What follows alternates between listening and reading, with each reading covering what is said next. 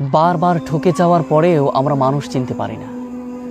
আমাদের জীবনের সবচেয়ে বড় একটা ভুল সেটা হলো আমরা ঠকে যাওয়ার পরেও তাকে বুঝতে পারি না এবং চিনতেও পারি না। এজন্য বিশ্বনবী বলেছেন, মুমিনরা কখনো একই জায়গায় একই স্থানে কখনো দুইবার ধ্বংসিত হয় না। একবার যে ঠকিয়েছে সেখানে দ্বিতীয়বার যাওয়ার কোনো প্রয়োজন বোধ মনে করেনি। তুমি একবার যে ঠকাচ্ছে, বিশ্বাসঘাতকতা করছে, কষ্ট দিচ্ছে, সেখান থেকে একদম মুখটা ফিরিয়ে নাও। কারণ আমরা মানুষ, এরা বিভিন্ন রকম হয়, বহুরূপী হয়, মানুষ বিভিন্ন রূপী হয়। এখন এক মন মানসিকতা আছে, একটু পরে চেঞ্জ।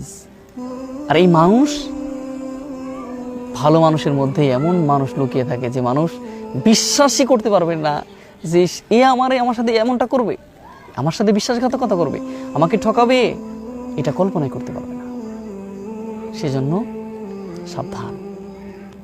মানুষ চিনতে শিখতে হবে, মানুষকে বুঝতে শিখতে হবে, মানুষকে বোঝার কোয়ালিটি করতে হবে, এবং কারা আমার সাথে স্বার্থের জন্য কাজ করছে, কারা আমার সাথে বিশ্বাসঘাতকতা করবে, এমন কিছু মানুষকে একদম অ্যাভয়েড করে চলো। যারা তোমার সত্যিকারের ভালোবাসে, কাছে রাখে, তাদেরকে কাছে রাখার চেষ্টা করো। দেখে নে জীবন সুন্দর হবে, অন্যথায় জীবন কখনো সুন্দর হবে না।